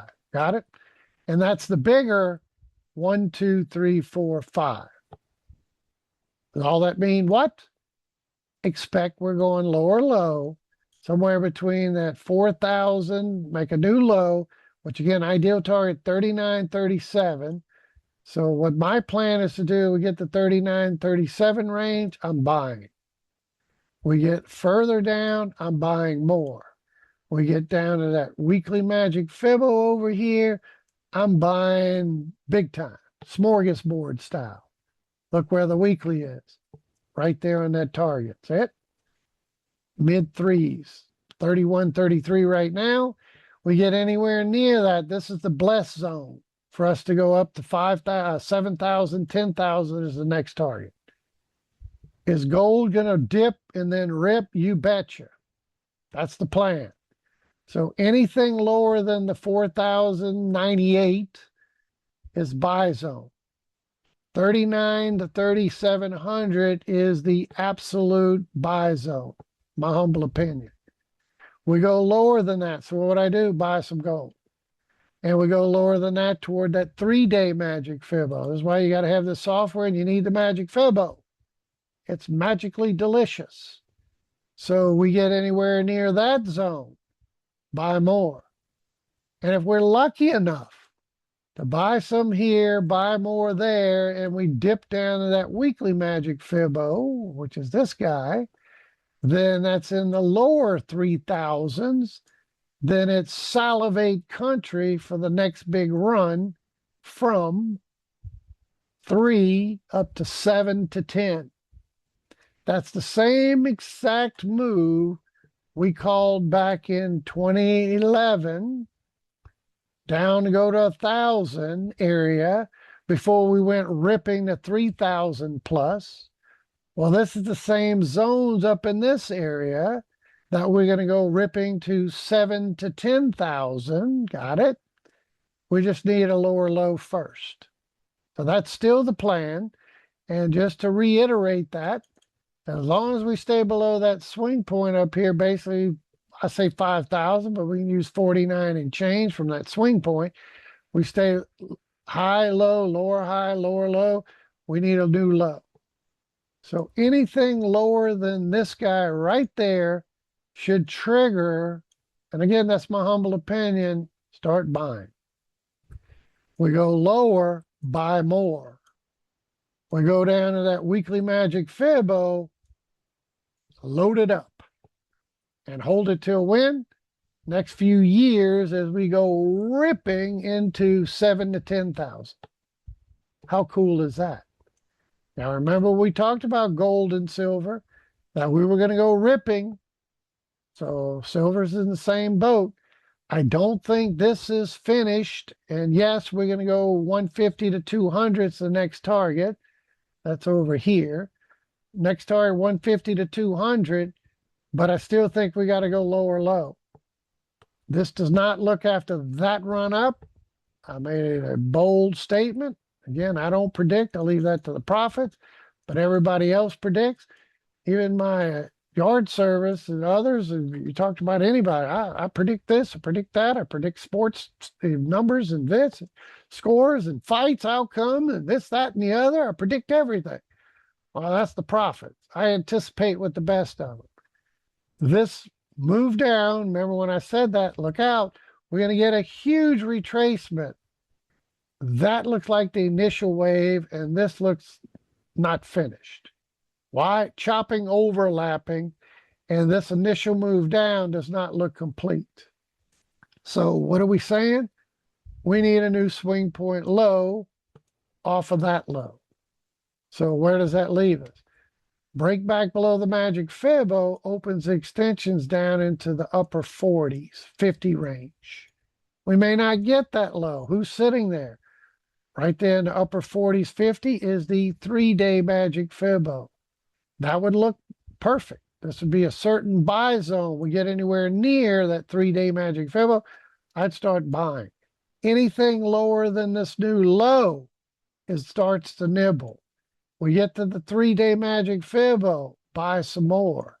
And if we could possibly even salivate country, would be the weekly magic fibbo, which is in the mid 40s. Got it? So we make a lower low, we nibble. We go toward the 3-day magic fibbo, we buy more. That's silver this time. And if we get down to the weekly magic fibbo, let's get to your knees, look to the heavens and go, thank you. Because we could go from the 40s, mid 40s, to 150 to 200.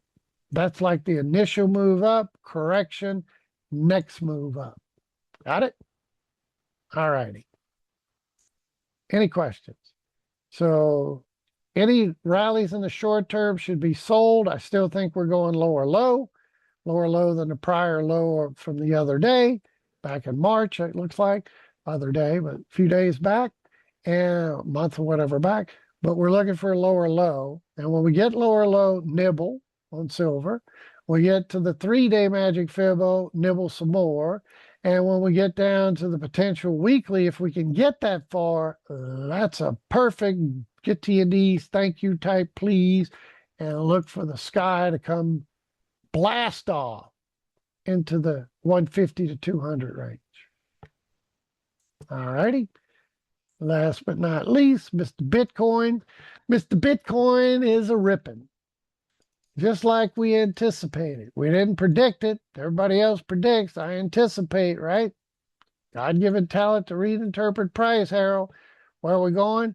Been talking about it for months. I still do not believe 60,000 over here is the low. Don't think so.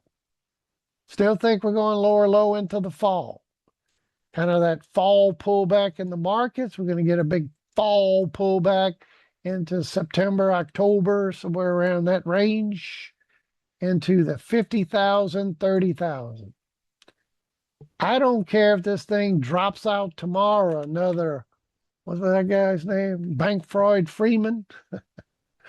One of those type of things, and this thing dips to 50,000 any day, week, month, into the fall, whenever. I'm buying Bitcoin. It gets to 40,000. I'm buying a bunch more Bitcoin. If we're lucky enough to get anywhere in the 30,000s or lower, buy, buy, buy, buy a little ETF action, maybe some ETFs. You can get some leveraged ETFs. There's many ways to play it, and just buy straight up Bitcoin in your crypto account. That's the plan. Why are we so hooked on this plan? It is rinse and repeat cycle. Every 4 years, Bitcoin goes through a halving process. Post halving, we go 12 to 18 month run. Crypto winter low, we get a low. Start riling into the next halving, 12 to 18 month run. Crypto winter low, usually about a year later. When did we top out? Exactly 18 months post halving here, exactly 18 months. What's about a year? Around October. So even if I'm wrong on the timing, if we hit 50,000 tomorrow, I'm buying. We hit 40,000, I'm buying a bunch more. We hit anywhere in the 30s, upper 30s, mid 30s, low 30s, anything in the 30s. Buy, buy, buy. Just like I told you way back here in 2022. When Bitcoin was below 20,000, I was like, get on your knees. Thank God this is an opportunity to buy, and you're going to hold it till 2026, and we should rally toward 150 to 175. Well, we made 126, but below 20,000, that is a huge run. 12 to 18 months post halving. When did we top out? Exactly 18 months.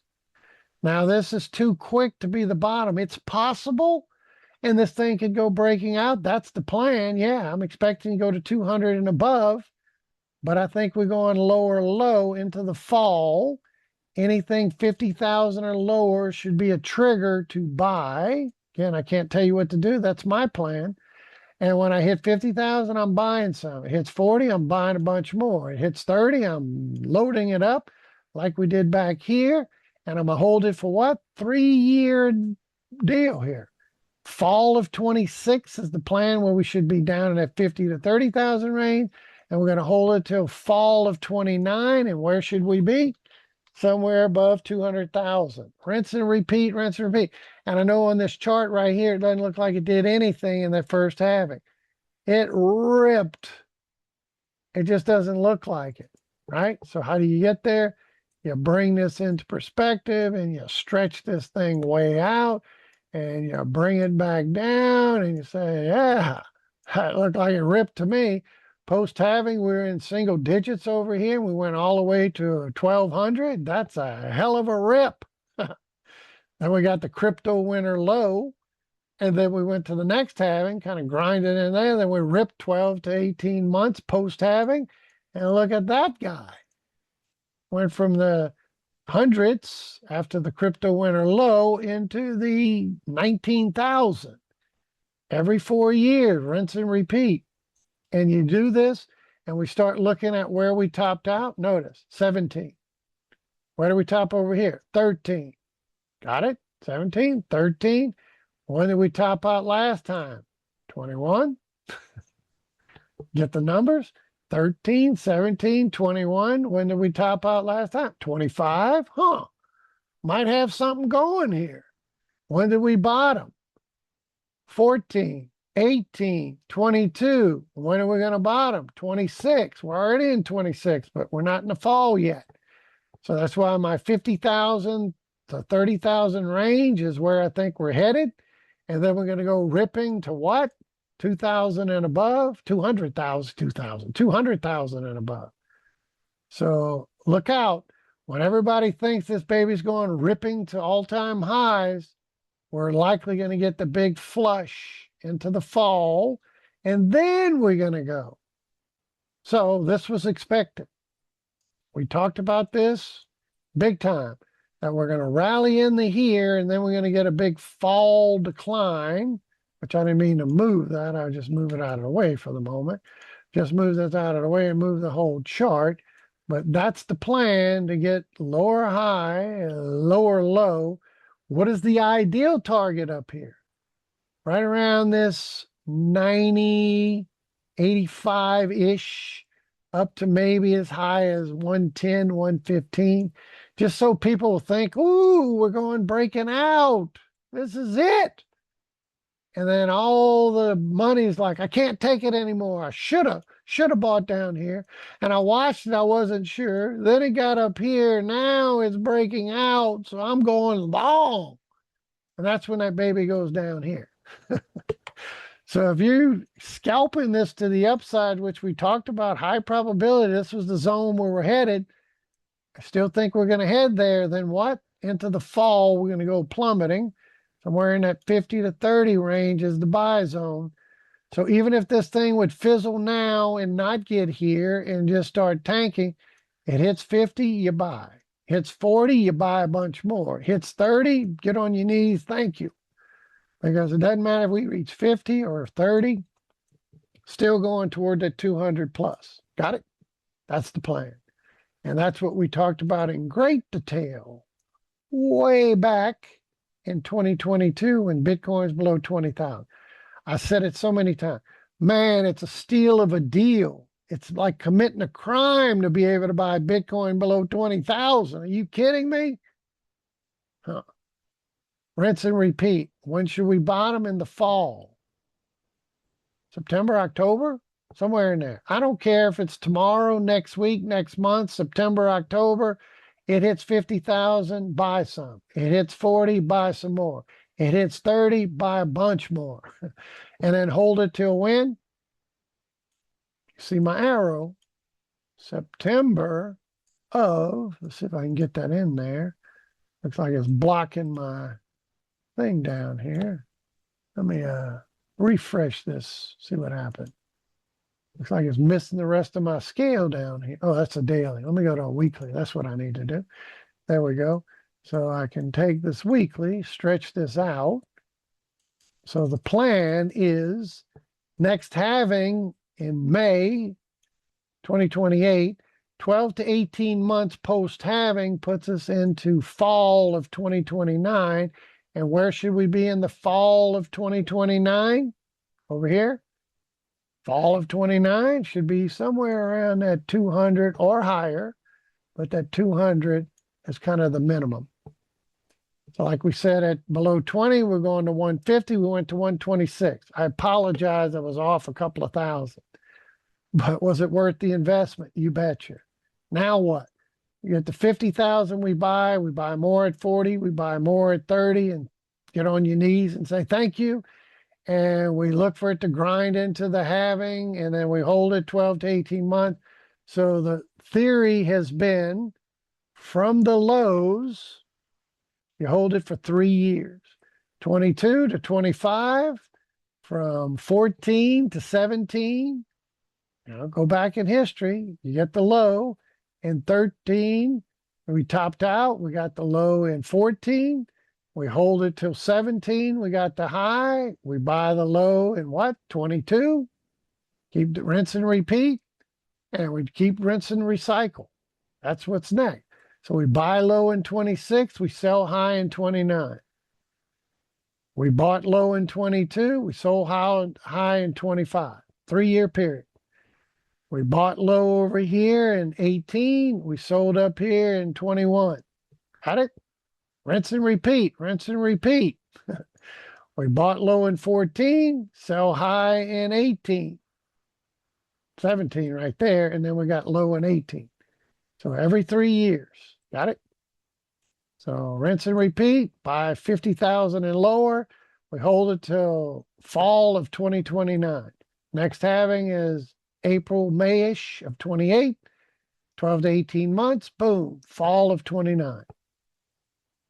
Any questions? Ethereum's kind of doing the same, although Bitcoin's breaking out. Ethereum's not doing it yet, but I still expect this grinding grunt to go. Would not be surprised to see this start to rally into when Bitcoin hits that 95 to 115 kind of zone. This will rip with it. Then we get another push lower. So if we can get anywhere near this low, and lower than that low, that's buy zone. Start buying Ethereum. Buy more if it goes lower. And we're looking for this thing to go ripping into the next cycle as well. So we did very well with the low up to the high. Didn't quite reach as high as we were expecting the extension, but that's okay. It still was a hell of a rip. And how did we play it? ETHU leveraged product. And before this thing, when it first came out, we bought it around $4, sold it up at 12, not bad. And these numbers are way different because of the splitsy. But then we got another, we bought here, and Harold, you remember we talked about that from that recent high to the low. We were going to go where? 160 to 197. We went right into that zone. Boy, was that a run. Woo-hoo. Massive run. We're in the 20s and we went up to the 160s. Not bad. 180 was the high. Buy low, sell high. So when are we going to do this again? When Ethereum gets to and Bitcoin gets its low in late 2026 this year in the fall, we're going to look to buy some more ETHU and do what with it? Let that run go in the next 3 years. And a lot of times on these leverage products, you get these big pops along the way. So I'm looking for this thing to go ripping into 2029. But anytime I buy low and it doubles, triples, from 4 to 12 was a triple. Then we got this one. It was in the 20s after the splitsy. It was worth a lot more because of that. But as far as the price, we got into the 20s. And we said, look for this thing to go to what? 160 to 190. We went right to it like a heat-seeking missile. That was fun. So I'm looking to buy low, sell high again. Same thing. That's the key. All righty. Let's circle the wagons. What have we talked about? Dollar index. Be careful. We're stuck. We're in quicksand. And the more we move, the more we get stuck and the more we sink. So stuck between support, stuck between resistance. We break above this, look to go higher. We break below that, we're going lower. No ifs, no buts, no ands. That's price action is screaming. And after all the move, we still need a lower lows, more logical than us breaking out. Even though long term, where are we going? Remember my rule, all roads lead to that 130, 140 up here, which is, I got to go to like a weekly to show it, way over here.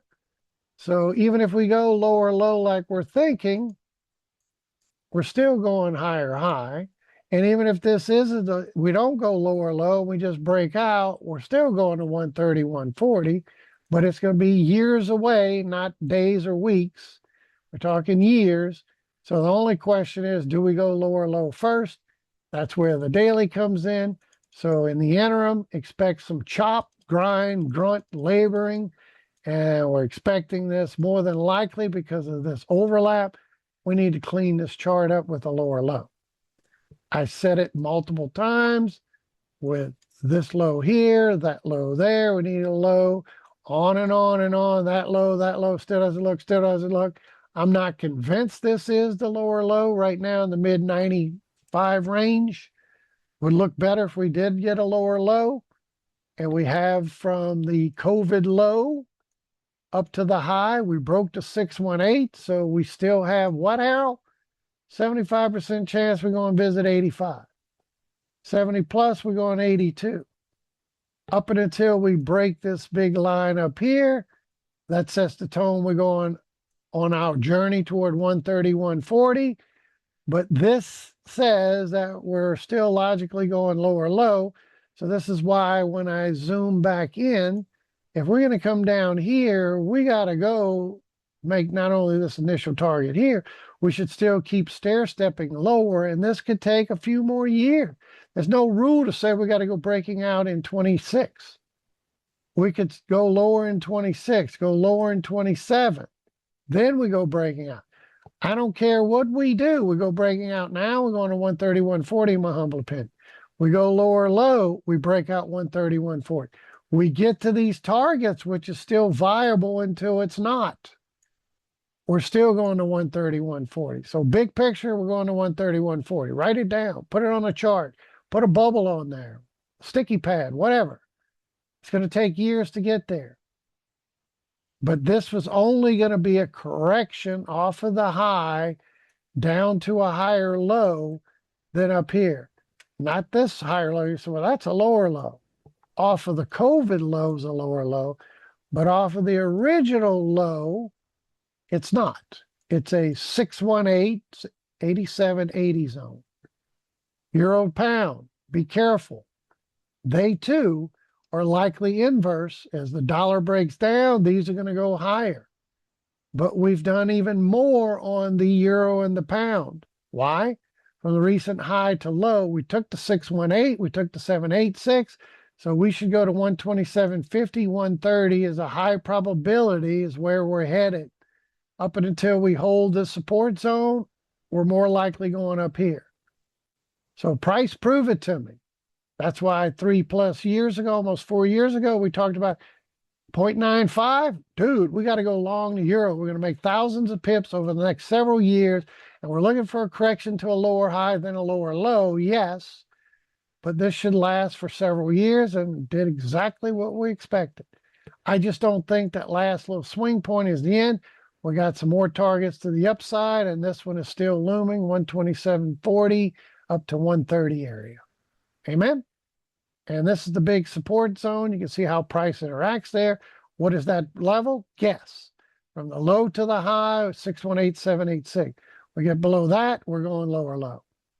This is my target when the dollar hits 130, 140. Where's the euro going to hit? 0.8, 0.7 area. That's the plan.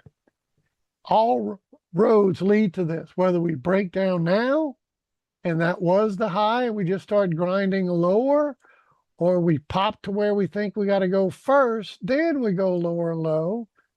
All roads lead to this years down the road, but in the short term, 618.786 says we got to go up there first. I play it until it plays it, and we bought here. We're up thousands of pips, and we're looking for something extra. 117 to 127, that's 1,000 more, maybe 1,300 more before we're done. We get up anywhere in that zone, I'm gonna look to short it again. Remember what I said way back? We were going to parity and lower. We eventually did it. It took like 15 years to get down there, but it still did it. Now we're looking for another big lower low. We still got to go up here, then down there. That's the plan. Keep an eye on the pound, same thing. Same scenario, we should go to 147, basically 148, 152. That's the high, the low. We took the 618, 786. We're above the 786 right now. See, 786 is at 134. We're at 135.70. So that's a high probability target still until what? The support zone holds. From the low to the current high, 618, 786 zone. So we could stretch this out just a little bit more based on the numbers right there. But that's kind of the plan, that as long as we hold this support zone, we should still go higher, targeting 147, 150. But I think this recent high, that 136 and change, when we reverse from, or whatever it was, 138, 37, 38, I don't think that's in yet. I still think we got more to go. Pound yen, euro yen, bingo, my friends. Looking for more downside. So any rally should be looked to fizzle manizzle and get another little push lower. And we're sitting pretty on those with the software hanging in there. Still got position of authority on the euro yen. We hit our 500 pip target, sitting in position of authority. So I'm looking for this to make a lower high, lower low. And worst case scenario, you can on-screen programming, move this down deeper into profit. It'll sit there, and if it hits that, it'll lock in more profit. And then what? Monthly overbought, weekly overbought, daily overbought again. I'm looking to sell. All righty. So with that, I'll say good luck. God bless you. May the pips be with you. I'm humbled and honored to be your mentor and instructor. And remember that it is available on NinjaTrader 8, same magic Fibbo. We got the extensions we love so much, the 1448, 1272. Got our 618, 786 zone. What happened to the pound yen on the initial correction? We closed above the 618. What did we do? Went to the 1448, 1272. Bingo. like clockwork. Can't make the stuff up. Now what, Harold? We're reversing.